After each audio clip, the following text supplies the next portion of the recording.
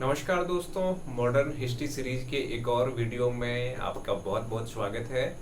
इस वीडियो में हम समझने वाले हैं कांग्रेस के दो महत्वपूर्ण अधिवेशन जो 1938 में हुआ था और 1939 में हुआ था।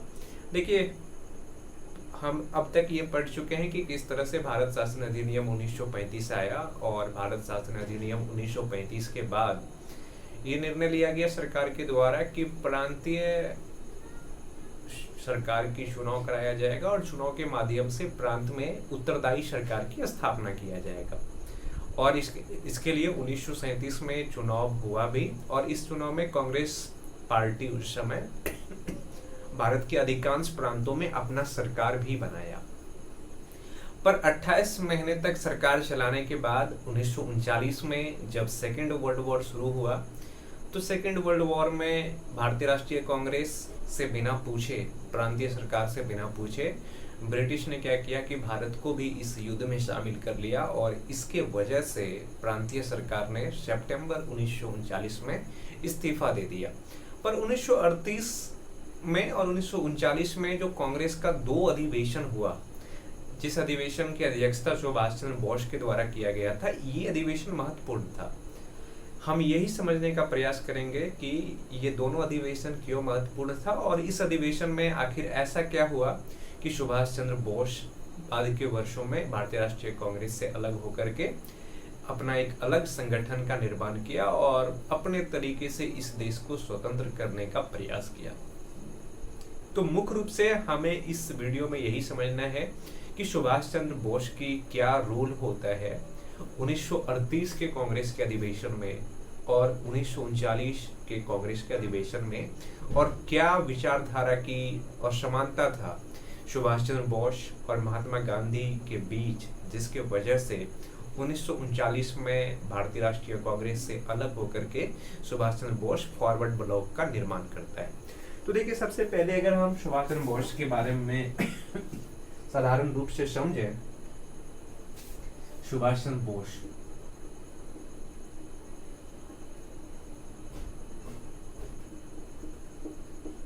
भारतीय राष्ट्रीय आंदोलन में कई नेता ने अपना महत्वपूर्ण योगदान दिया। महात्मा गांधी, जवाहरलाल नेहरू, इन सबको मेन स्ट्रीम के नेता माना जाता है, जिनकी बहुत ज्यादा महिमा मंडन किया जाता है भारतीय इतिहास में। पर बहुत सारे ऐसे नेता थे जिनके योगदान को भुलाया नहीं जा सकता है। उन्हीं में है सुभाष चंद्र बोस, सरदार पटेल।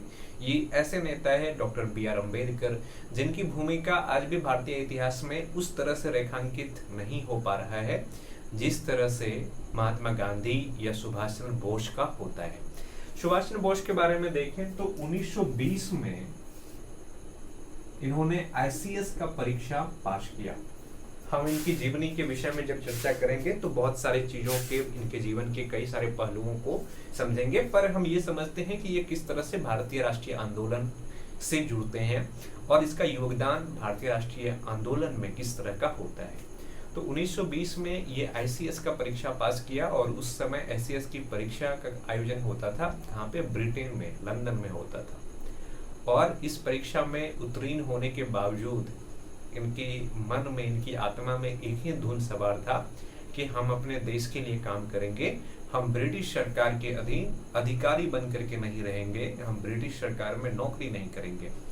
और जब इनके पिताजी या इनके परिवार के लोग इनको कहा कि ठीक है, बाद के वर्षों में तुमको जो करने का होगा करना, पर पहले पढ़ाई कर लो, एक अच्छा जॉब है ICS का। तो फिर इन्होंने ICS का परीक्षा दिया और उसमें उत्तीर्ण भी हुआ। पर 1921 में इन्होंने क्या किया कि इस्तीफा दे दिया ICS से, इंडियन सिविल सर्विस से। उस समय जो सिविल सर्विस के अधिकारी होता था उनको ICS कहा जाता था। तो ICS से इन्होंने क्या किया कि इस्तीफा दे दिया, इस्तीफा दे दिया। और 1921 में ही सुभाष चंद्र बोस पहली बार महात्मा गांधी से बम्बई में मिले थे। उस समय 1921 में पहली बार ये किससे मिले थे? पहली बार गांधी जी से मिले। गांधी जी से मिले कहां पे?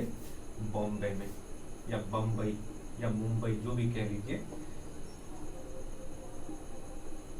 उस समय मुंबई में मिले पहली बार। और इसके बाद सुभाष चंद्र बोस ने यह निर्णय लिया कि वो भारतीय राष्ट्रीय आंदोलन में सक्रिय भूमिका निभाएंगे और इस देश की आज़ादी के लिए, इस देश के लोगों के जीवन को बेहतर करने के लिए वो अपना जीवन समर्पित करेंगे। तो इन्होंने क्या किया कि सबसे पहले गोपाल कृष्ण गोखले को अपना राजनीतिक गुरु माना।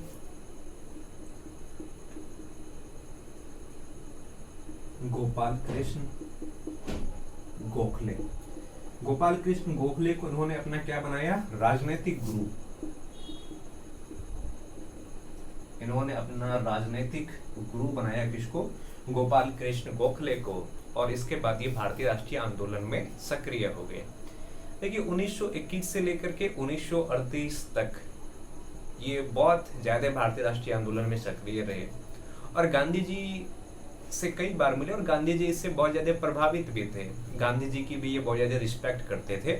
पर कई बार जो गांधी जी की कार्य करने के तरीके हैं, चाहे हम वो असहयोग आंदोलन के दौरान देखें, जब चोरी चोरा घटना होता है तो उसके बाद महात्मा गांधी क्या करते हैं कि असहयोग आंदोलन को वापस ले लेते हैं।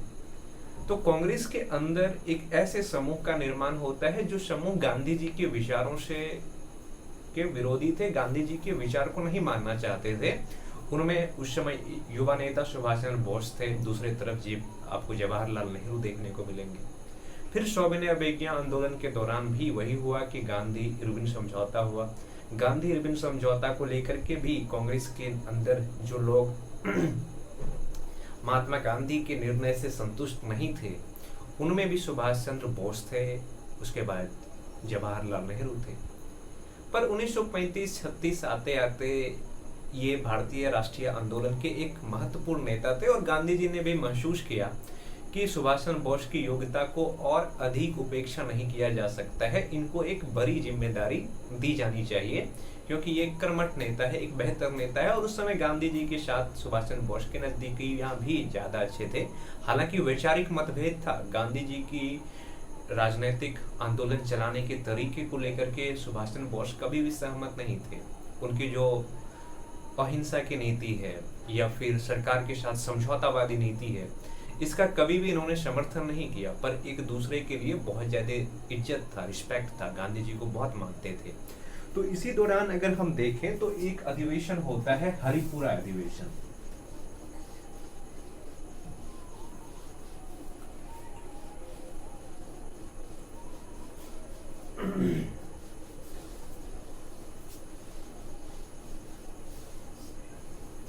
भारतीय राष्ट्रीय कांग्रेस का एक अधिवेशन होता है, हरिपुरा अधिवेशन।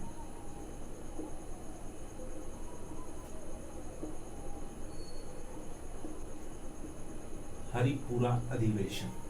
और ये हरिपुरा अधिवेशन कब होता है, इसका आयोजन होता है 1938 में।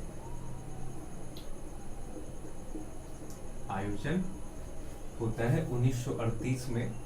और ये जो हरिपुरा नाम की जगह है, ये हरिपुरा नाम की जगह कहाँ है, गुजरात में। गुजरात का एक गांव था, गुजरात का एक गांव।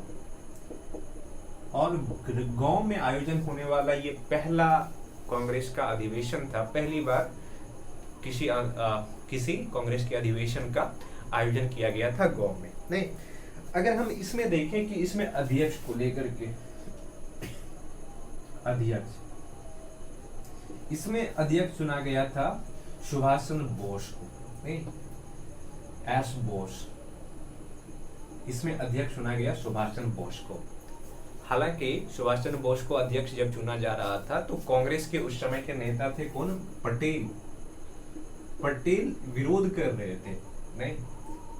पर गांधी जी के कहने पर सुभाष चंद्र बोस को भारतीय राष्ट्रीय कांग्रेस का अध्यक्ष चुना गया। पर एक चीज ध्यान में रखिए कि भारतीय राष्ट्रीय कांग्रेस के सदस्य गांधी जी उस समय नहीं थे।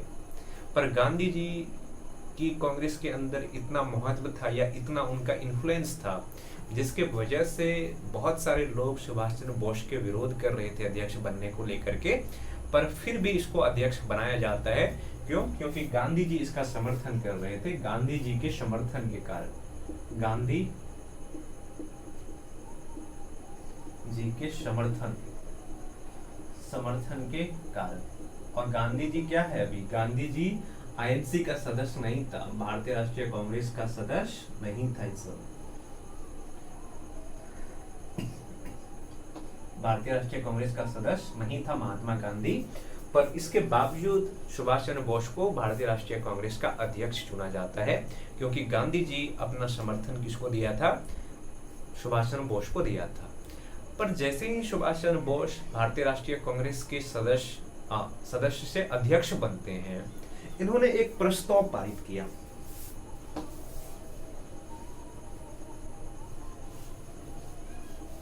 इनके द्वारा एक प्रस्ताव पारित किया जाता है।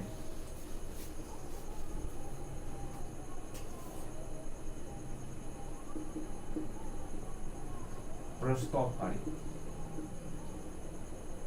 ये प्रस्ताव क्या था? देखिए, ब्रिटेन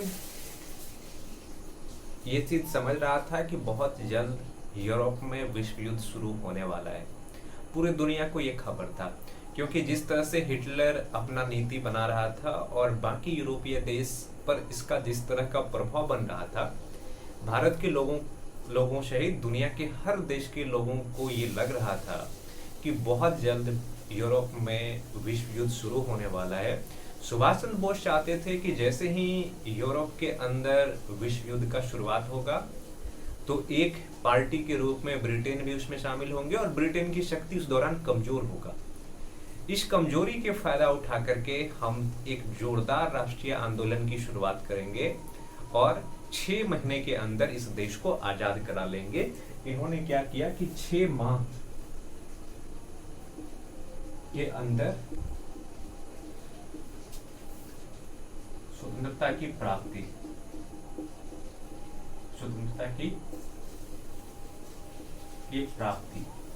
यानी कि 6 माह के अंदर स्वतंत्रता की प्राप्ति के लिए हम एक जोरदार आंदोलन चलाएंगे। पर गांधी जी इसके पक्ष में नहीं थे। गांधी जी का मानना था कि अगर युद्ध शुरू होगा तो युद्ध के दौरान सरकार को किसी तरह से परेशान करना सही नहीं है, क्योंकि हिटलर के तुलना में ब्रिटिश सरकार, कम से कम ब्रिटेन में तो लोकतंत्र स्थापित किया हुआ है। हिटलर जिस तरह से निरंकुश शासन कर रहे थे जर्मनी में, जिस तरह से उन्होंने यहूदी लोगों के साथ क्रूरतापूर्ण व्यवहार किया, उससे गांधी जी उसके तुलना में ब्रिटेन को अपना समर्थन देते थे और उसका मानना था कि युद्ध के समय में किसी भी तरह से सरकार को परेशानी नहीं किया जाना चाहिए। तो यहाँ हम देखते हैं कि यहाँ पे गांधी जी और सुभाष चंद्र बोस के बीच एक वैचारिक डिफरेंस आना शुरू होता है, वैचारिक मतभेद शुरू हो जाता है। इसके बाद एक महत्वपूर्ण काम किया गया सुभाष चंद्र बोस के द्वारा, राष्ट्रीय नियोजन समिति का गठन किया गया। इसके बाद की जो घटनाक्रम है वो बहुत ही महत्वपूर्ण था, राष्ट्रीय नियोजन समिति का गठन। राष्ट्रीय नियोजन समिति का गठन, नेशनल प्लानिंग कमीशन का फॉर्मेशन किया जाता है, गठन किया जाता है। और इसका गठन किसके द्वारा किया गया था? तो गठन किया जाता है सुभाष चंद्र बोस के द्वारा। गठन सुभाष चंद्र बोस।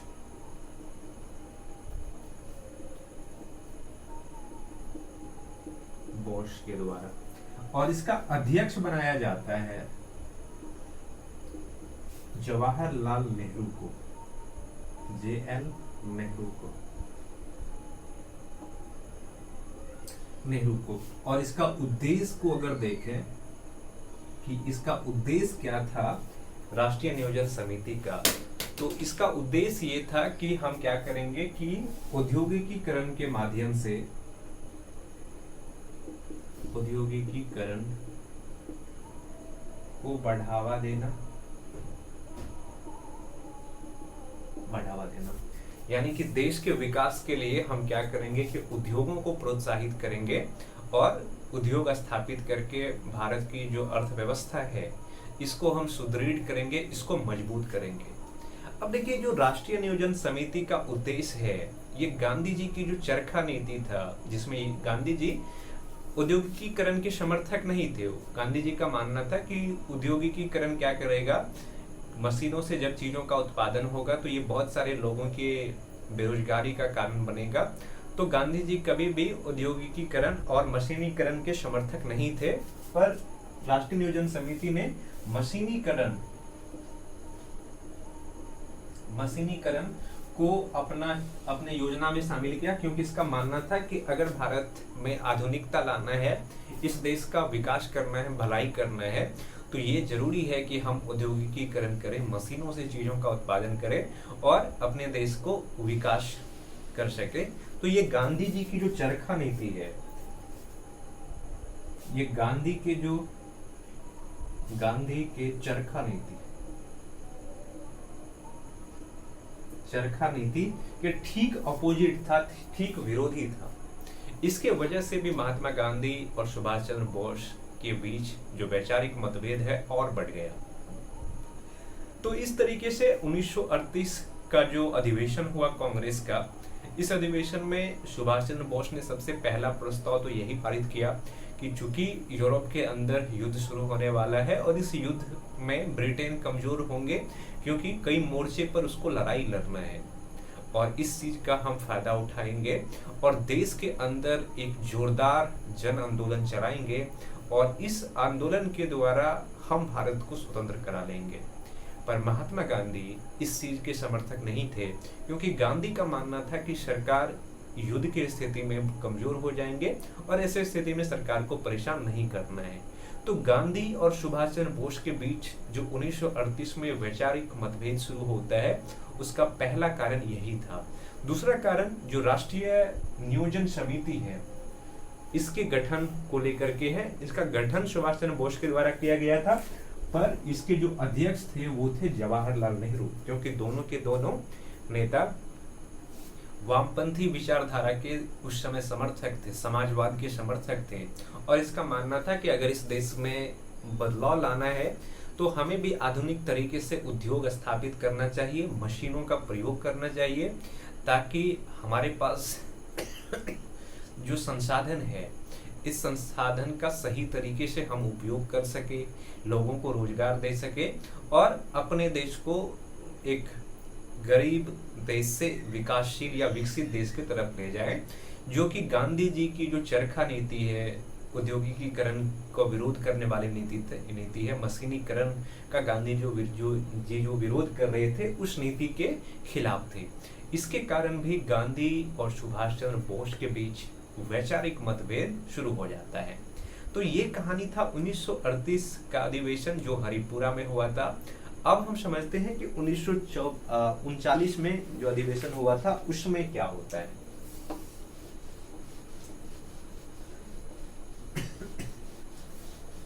उन्नीस में कांग्रेस का अधिवेशन होता है त्रिपुरी में, मध्य प्रदेश के जो जबलपुर है वहीं पे एक गांव है त्रिपुरी, वहां पे हुआ था कांग्रेस का 1939 में अधिवेशन, जिसमें कि कई तरह की चीजें देखने को मिला था और इसको नाम दिया जाता है कांग्रेस के त्रिपुरी संकट।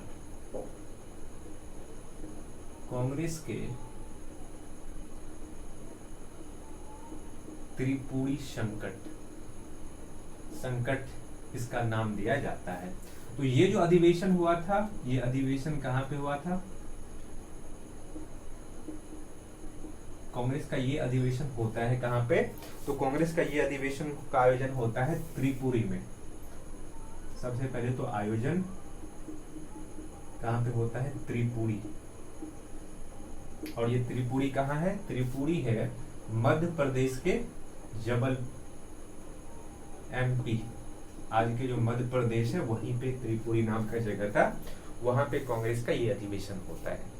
और ये अधिवेशन कब होता है? 1939 में। 1939 में।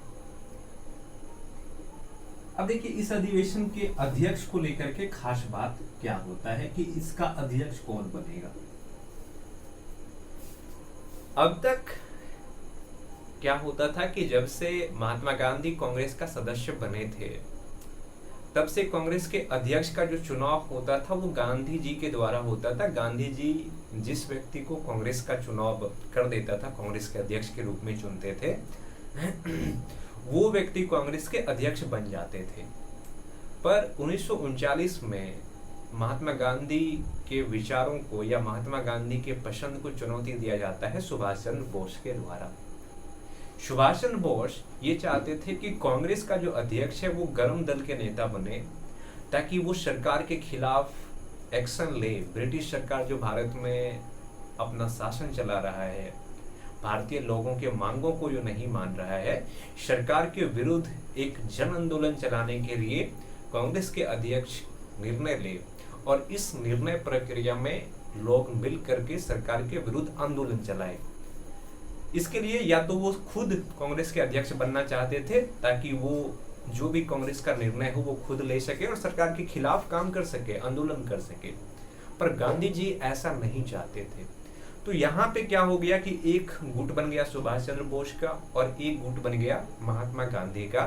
तो गांधी जी चाहते थे किसी और व्यक्ति को भारतीय राष्ट्रीय कांग्रेस का अध्यक्ष बनाना, पर सुभाष चंद्र बोस चाहते थे कि हम खुद ही अध्यक्ष बने, या गर्म दल के कोई और नेता अगर आगे आना चाहते हैं तो हम उसको अध्यक्ष बनाएंगे, लेकिन हमारा कोशिश ये होगा कि हम एक प्रस्ताव पारित करेंगे कांग्रेस के द्वारा, और इस प्रस्ताव में ये बातें होगा कि किस तरह से हमें आंदोलन को चलाना है और सरकार को उखाड़ फेंकना है। तो इसमें अगर आप देखें अध्यक्ष को लेकर के, तो एक तरफ तो सुभाष चंद्र बोस आपको देखने को मिलेगा, सुभाष चंद्र बोस एवं गांधी गांधी खुद इसमें शामिल नहीं थे, पर गांधी जी के समर्थन से जो व्यक्ति इस आंदोलन इस अध्यक्षता के लिए तैयार हुए थे, उनमें से सबसे पहला जो गांधी जी जिस व्यक्ति को अध्यक्ष के रूप में चुना वो थे मौलाना अबुल कलाम आजाद। मौलाना आजाद, गांधी जी पहले जिस व्यक्ति को चुना वो थे मौलाना आजाद। पर मौलाना आजाद ने क्या किया कि अध्यक्ष के रूप में जब उसको चुना गया गांधी जी के द्वारा, तो उन्होंने अपना नाम वापस ले लिया, क्योंकि मौलाना आजाद भी बंगाल से आते थे और सुभाष चंद्र बोस भी बंगाल से आते थे। तो मौलाना आजाद नहीं चाहते थे कि एक ही प्रांत के दो नेता के बीच कांग्रेस के अध्यक्ष को लेकर के वोटिंग हो, संघर्ष हो, इसलिए उन्होंने क्या किया कि अपना नाम वापस ले लिया। फिर क्या किया कि गांधी जी ने एक कांग्रेस के नेता का नाम दिया जिसका नाम था पट्टाभी सीतारमैया। पट्टाभी सीतारमैया। और फिर अध्यक्ष पद के लिए वोटिंग किया गया। तो इस वोटिंग में सुभाष चंद्र बोस को मत प्राप्त हुआ 1580। अगर मत की बात करें तो इसको प्राप्त होता है 1580 मत, और पट्टाभी सीतारमैया को प्राप्त होता है 1377 मत। इस तरह से अध्यक्ष पद का जब चुनाव हुआ तो सुभाष चंद्र बोस को ज्यादा मत प्राप्त हुआ, किसके तुलना में? पट्टाभी सीतारमैया के तुलना में। और इस तरीके से सुभाष चंद्र बोस कांग्रेस के अध्यक्ष बन गए थे।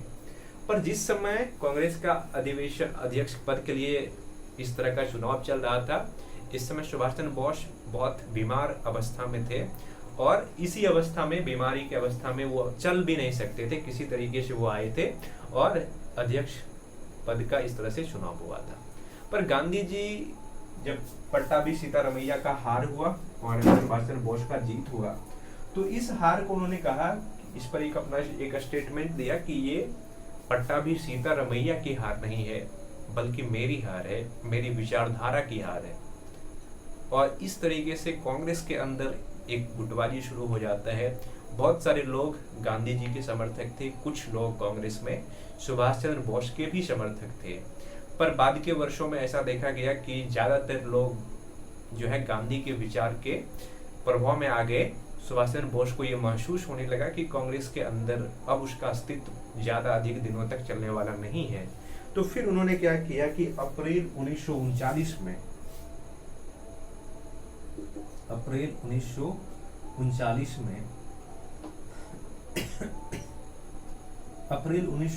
में क्या किया कि कांग्रेस से इस्तीफा दे दिया, कांग्रेस के पद से अपना इस्तीफा दे दिया। और उन्होंने कहा कि अगर हम इस देश के सबसे बड़े नेता का विचार या सबसे बड़े नेता का विश्वास नहीं जीत पाए हैं, तो हमें कांग्रेस पार्टी के अध्यक्ष बनने की कोई अधिकार नहीं है और हम कांग्रेस पार्टी से अपना इस्तीफा देते हैं। तो ये कहानी था 1938 का हरिपुरा अधिवेशन और 1939 के त्रिपुरी अधिवेशन का। और जब सुभाष चंद्र बोस कांग्रेस पार्टी से अपना इस्तीफा देते हैं तो इसके बाद इन्होंने अपना एक अलग राजनीतिक संगठन का निर्माण करते हैं जिसका नाम था फॉरवर्ड ब्लॉक।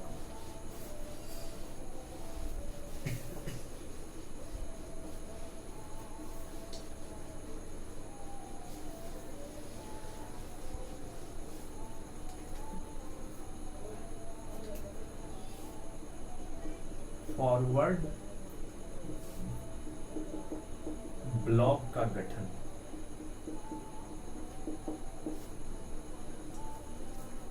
तो अप्रैल 1939 में क्या होता है कि फॉरवर्ड ब्लॉक का गठन किया जाता है सुभाष चंद्र बोस के द्वारा। और ये क्या करता है कि अगस्त 1939 अप्रैल 1939 में ये क्या किया था कि कांग्रेस पार्टी से इस्तीफा दिया था और अगस्त 1939 में इन्होंने एक राजनीतिक समूह का निर्माण किया जिसका नाम था फॉरवर्ड ब्लॉक। इसका उद्देश्य क्या था? अगर उद्देश्य को देखें तो इसका मेन उद्देश्य यही था कि जो समाजवादी विचारधारा के लोग हैं, विचारधारा के लोगों को जोड़ना,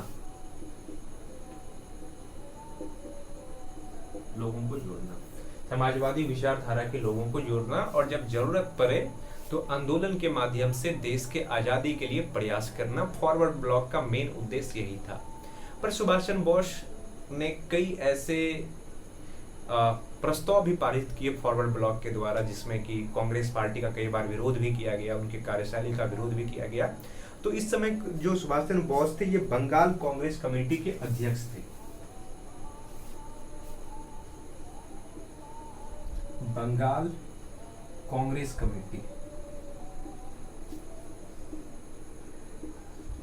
कमेटी के अध्यक्ष थे। और अध्यक्ष होने के बाद इसको क्या किया गया कि बंगाल कांग्रेस कमेटी के अध्यक्ष के पद से हटा दिया गया और ये चीज कहा गया कि सुभाष चंद्र बोस जो कि कांग्रेस के जो संविधान है, कांग्रेस की जो कार्यशैली है उसके विरुद्ध में जाकर के कार्य करने का प्रयास किया, कांग्रेस के सिद्धांतों के विपरीत काम किया है। इस वजह से इनको 3 साल के लिए कांग्रेस पार्टी से निकाल दिया गया। और जब इनको कांग्रेस पार्टी से निकाल दिया गया तो फिर बाद के वर्षों में विश्व युद्ध की शुरुआत होता है जिसकी भविष्यवाणी 1938 में ही सुभाष चंद्र बोस ने किया था। और इस विश्व युद्ध के दौरान ये समझ जाते हैं कि अगर देश को आज़ाद कराना है तो कांग्रेस में अब चूंकि उसका अस्तित्व बचा नहीं तो उनको अलग तरीके से काम करना है। और इसके लिए ये फिर यूरोप जाते हैं, पहले रूस जाते हैं। उस समय चूंकि रूस समाजवादियों का गढ़ माना जाता था तो रूस से सहायता लेने के प्रयास करते हैं। और जब रूस इसका सहायता नहीं करते हैं तो फिर ये जर्मनी जाते हैं, फिर जापान जाते हैं और अपने तरीके से इस देश को आज़ाद करने का प्रयास करते हैं। तो ये कुछ कहानी था सुभाष चंद्र बोस का जो कि 1938 और 1939 में कांग्रेस का जो अधिवेशन हुआ था उस अधिवेशन के अध्यक्ष चुने गए थे। और अध्यक्ष चुने जाने के बाद इनकी कार्यशैली गरम दल वाली कार्यशैली था जिससे महात्मा गांधी समर्थक नहीं थे इनके कार्य करने के तरीके से। इसके कारण क्या होता है कि दोनों के बीच वैचारिक खाई बढ़ता चला जाता है और अंततः सुभाष चंद्र बोस कांग्रेस पार्टी से इस्तीफा देकर के अपने नए तरीके से इस देश को आज़ाद करने का प्रयास करते हैं, संघर्ष करने का तरीका ढूंढते हैं। तो इस वीडियो में इतना ही, बहुत बहुत धन्यवाद। लेकिन आगे का जो वीडियो होगा उसमें हम ये समझेंगे कि सितंबर 1939 में जब कांग्रेस के प्रांतीय सरकार ने इस्तीफा दे दिया तो उसके बाद स्वतंत्रता आंदोलन किस तरीके से चला, इस विषय में हम आगे के वीडियो में समझेंगे। धन्यवाद।